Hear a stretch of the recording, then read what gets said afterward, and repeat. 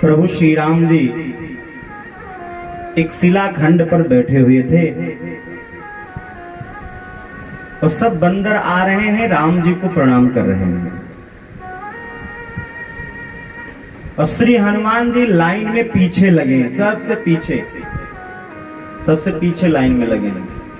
तो किसी ने पूछा हनुमान जी से, हनुमान जी क्या प्रणाम करने में भी पीछे रहा जाए? अरे भाई, प्रणाम करना है यदि तो प्रणाम करने में आगे रहो, सदैव आगे रहना चाहिए। और आप तो पीछे लाइन में लगे हो, पीछे गदा लेके खड़े हो। तो हनुमान जी कहते हैं कि हम लाइन में पीछे, पंक्ति में पीछे इसलिए लगे हैं कि आगे वाले पीछे न लौट पाएं, आगे वाले पीछे न मुड़ पाएं। और अगर जो आगे वाले पीछे मुड़ेंगे भी तो हम गदा लिए खड़े हैं, सीधे चलते रहो, सीधे चलते रहो। इसीलिए श्री हनुमान जी महाराज सबसे पीछे लाइन में लगे हुए। और गोस्वामी जी कहते हैं क्या? पाछे पवन तने सिरुनावा और जानी काजू प्रभु निकट बोलावा। पाछे पवन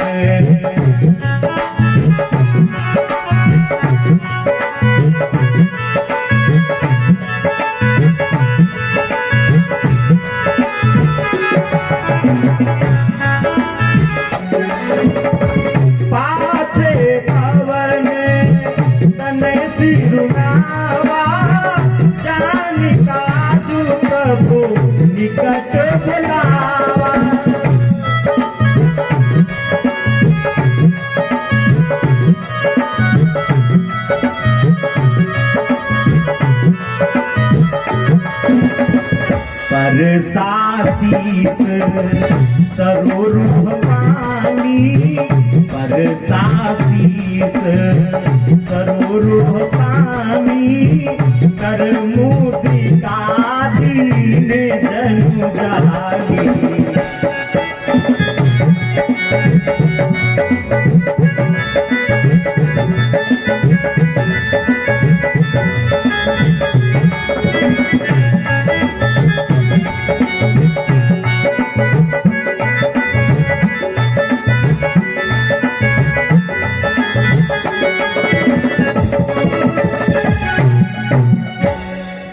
श्री हनुमान जी जब सब प्रणाम कर हुए तो हनुमान जी का जब नंबर आया तो श्री हनुमान जी ने भी प्रणाम किया। और प्रणाम करने के बाद में राम जी ने क्या किया? अपने कर कमल श्री हनुमान जी के सिर पे रख दिए। अब विचार करिएगा वो कितना भाग्यशाली होगा, श्री हनुमान जी महाराज कितने भाग्यशाली हैं कि भगवान के वरद हस्त हनुमान जी के सिर पे हैं। तो बड़ा भाग्यशाली होता है जिसके ऊपर भगवान के वरद हस्त होते हैं। राम जी ने क्या किया? सिर पर हाथ घुमाया, फेरा और उसके बाद में अपने हाथ से निकाली अंगूठी, और अंगूठी निकाल करके श्री हनुमान जी महाराज को दी। कर मुद्रिका दीन जनु जानी। अब मैं आप लोगों का ध्यान आकृष्ट करना चाहूंगा, ये वही मुद्रिका है, याद करिए। जब भगवान श्री गंगा मैया के उस पार भये थे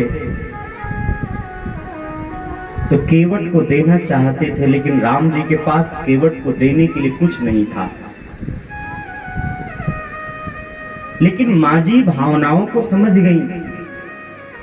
तो पियहिय की सिय जान निहारी,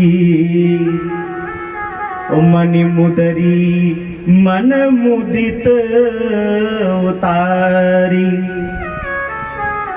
और वही मुद्रिका भगवान प्रभु श्री राम जी ने अनुरागी केवट को देना चाहा, लेकिन उसने अस्वीकार कर दिया, नहीं लिया। क्यों? कहता है कि मैं इस अंगूठी का ग्राही नहीं हूं, ग्राह्य नहीं है, क्योंकि इस अंगूठी में लिखा है राम,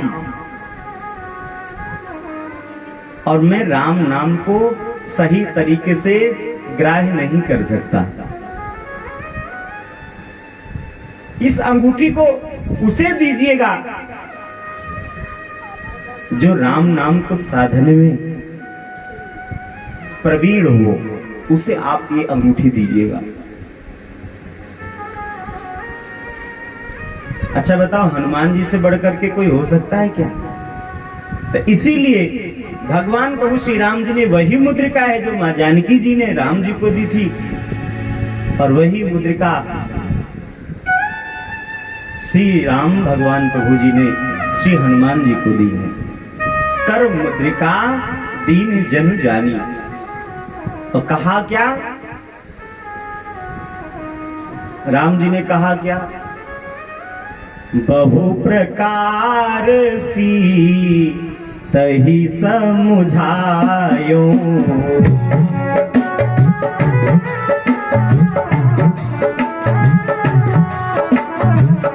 बहु प्रकार सी, बहु प्रकार सी तही समुझायो, कही बल बीरा एक तुम आयो।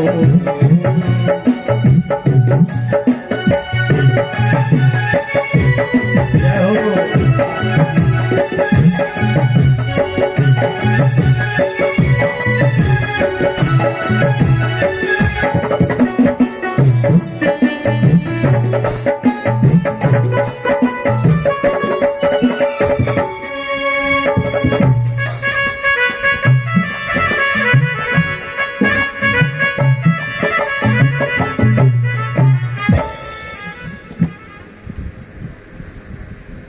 भगवान प्रभु श्री राम जी कहते हैं, हनुमान बहु प्रकार सीता ही समझायो, अनेक प्रकार से श्री जानकी को समझाना। तो कहीं बल विरह, मेरा बल बताना और मेरा विरह बताना। लक्ष्मण जी ने बीचे में टोक दिया राम जी को, बोले तात आप इनसे कह रहे हो कि आपका बल बताएंगे, जब इनको खुद ही अपना बल याद नहीं रहता है तो आपका बल ये क्या बताएंगे? हनुमान जी को जब अपना ही बल याद नहीं रहता है, उनको याद दिलाना पड़ता है, तो आपका बल क्या बताएंगे?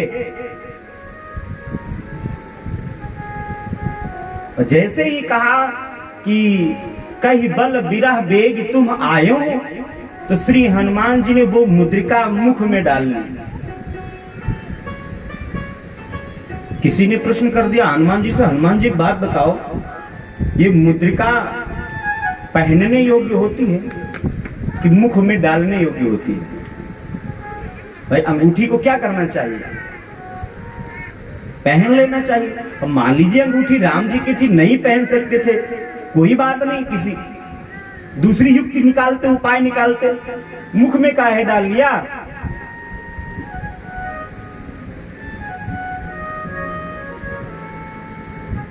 मुख में काहे डाल लिया? तो हनुमान जी क्या उत्तर देते? देखो, इस अंगूठी में लिखा है राम। क्या लिखा है? राम लिखा है, और राम सदैव मुख के अंदर ही शोभा पाता है। राम नाम शब्द कहाँ शोभा पाता है? मुख में ही शोभा पाता है, इसलिए मैंने ये मुद्रिका मुख में डाली। अब आप लोग कहोगे पंडित जी ये क्या कहीं लिखा है कि हनुमान जी ने मुद्रिका मुख में डाल ली? तो आप लोगों ने नाम सुना होगा, गोस्वामी तुलसीदास जी का एक ग्रंथ है जिसका नाम है गीतावली रामायण। गीतावली रामायण, और गीतावली रामायण में गोस्वामी जी वर्णन करते हैं कि रजायसु राम को जब पायो, रजायसु राम को जब पायो, गाल मेली मुद्रिका मुदित मन पवन पूत सिरुनायो। गीतावली रामायण का भाव है ये। श्री हनुमान जी ने मुद्रिका मुख के अंदर डाल ली और कहते हैं अब मैं, पहली बात मैं न राम जी का बल कह सकता हूं न भगवान का विरह कह सकता हूं, अब ये अंगूठी ही राम जी का बल कहेगी और राम जी का विरह कहेगी। भगवान के बल को कौन जानता है, मां के विरह को कौन जानता है, भगवान के विरह को कौन जानता है? जो दोनों के पास रहा हो। क्यों भैया? वही तो जान सकता है जो दोनों लोगों के पास में रहा हो। कि अंगूठी है दोनों लोगों के पास में रही है, मां जानकी जी के पास में भी रही है और भगवान प्रभु श्री राम जी के पास में भी रही है। तो दोनों लोगों के बल को भी ये जानती है अंगूठी और दोनों लोगों के विरह को भी अंगूठी जानती है। इसीलिए हनुमान जी कहते हैं अब हनुमान नहीं कहेगा, बल नहीं बताएगा, अभी अंगूठी, और अंगूठी में लिखा है राम, राम जी स्वयं अपना बल बताएंगे और अपना विरह बताएंगे। तो आप लोग पढ़े होंगे सुंदरकांड में कि जब हनुमान जी पहुंचे हैं तो कहे राम वियोग तब सीता। अपना वियोग किसने सुनाया है? बोले कहे राम, राम जी स्वयं अपना वियोग उस अंगूठी के माध्यम से मां जानकी जी को सुनाए हैं। और फिर क्या हुआ भैया? श्री हनुमान जी महाराज बंदर लोग चल पड़े, 10 दिशाओं में बंदर भेजे गए, 10 दिशाओं में। और दक्षिण दिशा की ओर जाने के लिए अंगद जी, नलनील, जामवंत, द्विविद, मयंक, श्री हनुमान जी आदि आदि बहुत से बानर ये किधर चले? ये दक्षिण दिशा की ओर चले, दक्षिण दिशा की ओर। और जब दक्षिण दिशा की ओर चले तो कोई महात्मा मिल जाता है, को मुनि मिले ताहि सब घेरे। कोई महात्मा मिल जाता है तो बंदर लोग उसे, उन महात्मा जी को घेर लेते हैं और उनसे पूछते हैं क्या आपने मेरी जम्मा जानकी जी को देखा है?